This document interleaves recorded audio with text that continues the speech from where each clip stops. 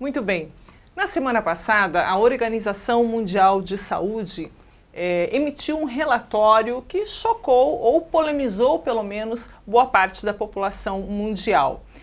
Nesse relatório, comprova-se, afirma-se que alimentos processados, carnes processadas, como salsicha, presunto e bacon, causam câncer. Esse relatório, inclusive, foi ridicularizado pelo ministro da Agricultura da Austrália, um dos maiores exportadores de carne do mundo, e essa polêmica toda tomou corpo na imprensa mundial.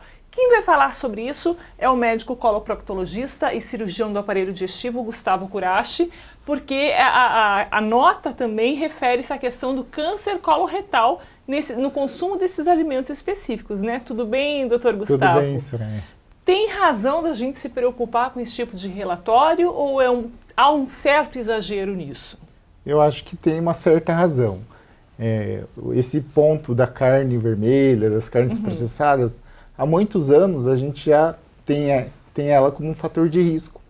Só que nesse relatório ele classificou a carne processada como um risco efetivo de causar câncer, o que não era antigamente.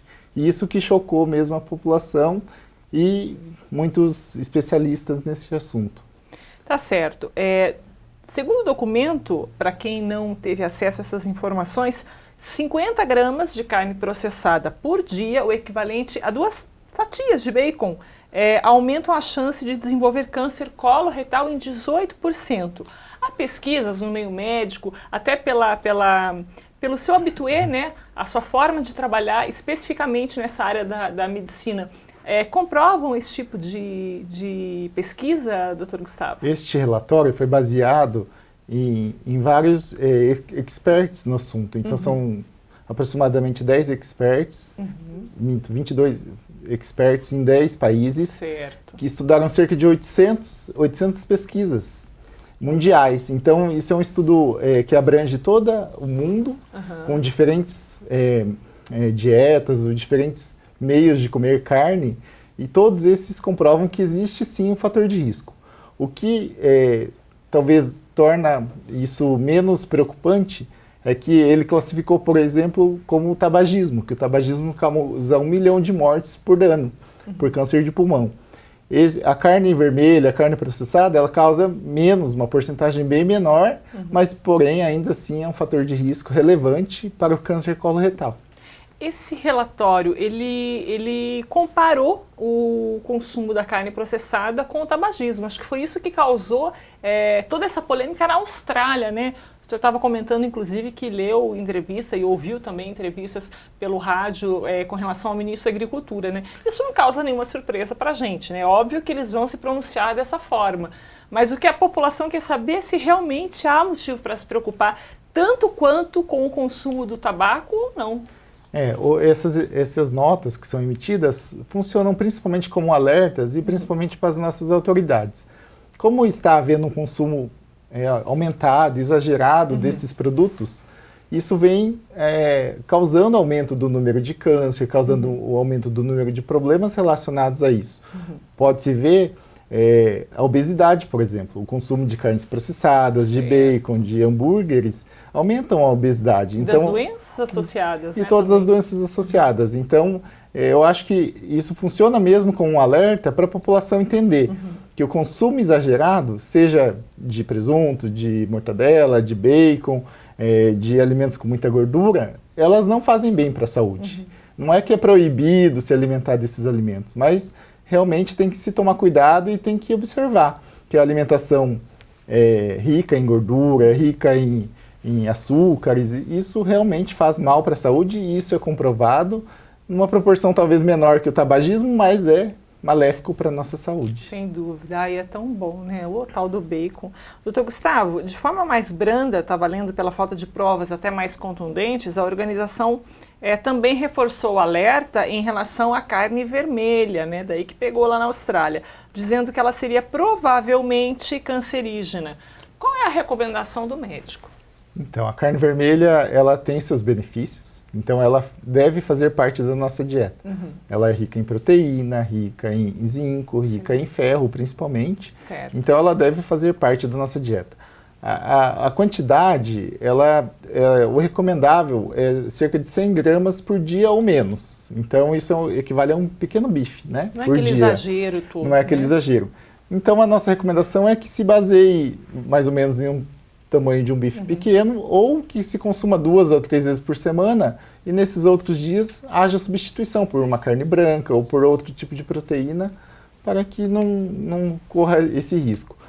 Um dado importante que a gente pode notar, no Brasil a gente tem poucas estatísticas, mas sobre o câncer coloretal a gente tem uma estatística interessante, que na região sul existe uma prevalência muito maior de câncer coloretal do que no Nordeste, no Norte. E talvez a gente observe que realmente os gaúchos adoram comer churrasco, comer carne. O talvez consumo isso, aqui realmente é muito grande. Talvez isso esteja relacionado realmente a este fato.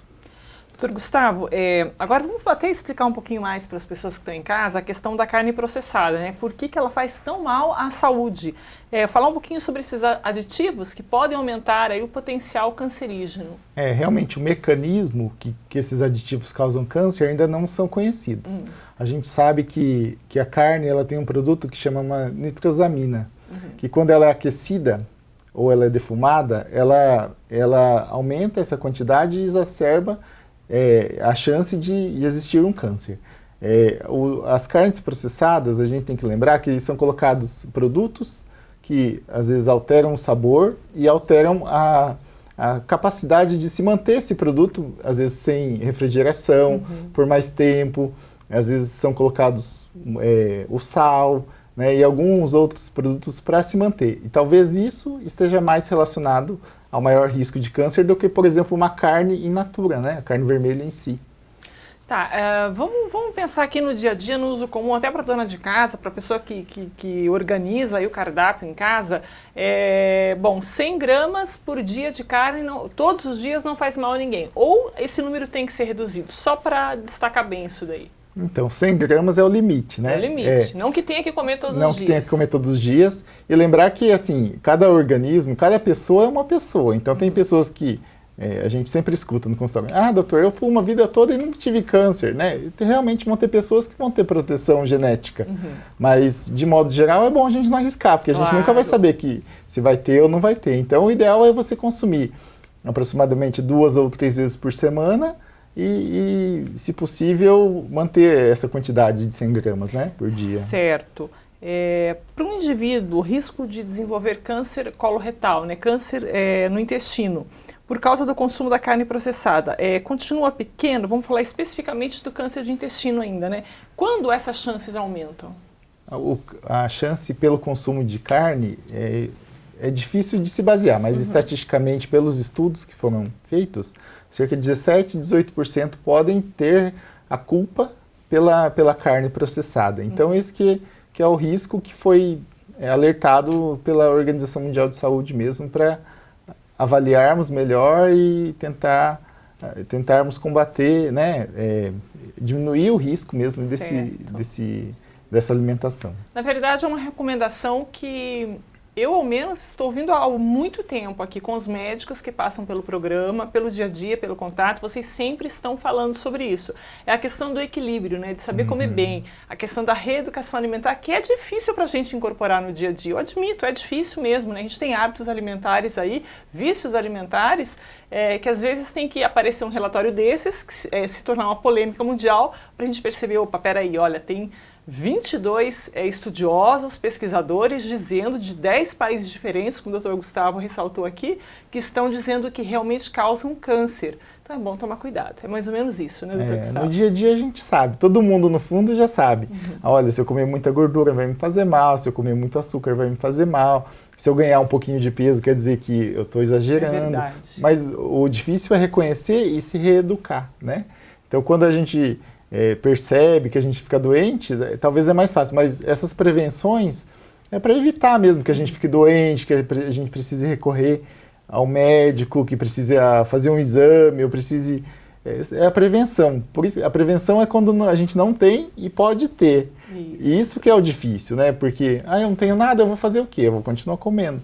Mas a prevenção talvez é o que diz, é o melhor remédio, porque evita muitas coisas, né? Sem dúvida. E olha, a gente vai dar uma colher de chá para você, uma consultoria, não é uma consultoria de um dos maiores especialistas da região.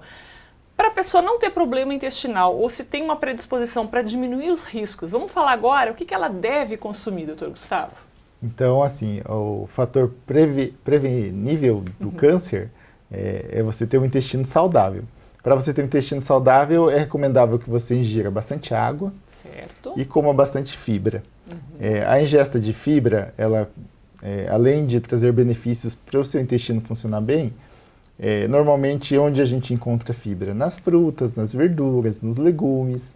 E isso tem o quê? Bastante vitamina. Então, se a gente se alimentar bem, saudável, a gente, além de melhorar o intestino, diminuir o risco de câncer, a gente vai ter uma vida mais saudável, porque a gente vai ter mais vitaminas, mais saúde mesmo para enfrentar nossa vida no dia a dia. Que bom, doutor Gustavo. Então tá aí, dica para você, consumo de água, muita água todos os dias, frutas, legumes, verduras. Presta atenção nisso, começa a disseminar isso na família, com os amigos. Quem sabe a gente não consiga mudar as coisas aí e não tem que se preocupar tanto com esse tipo de relatório quando ele cai aí de paraquedas na nossa vida.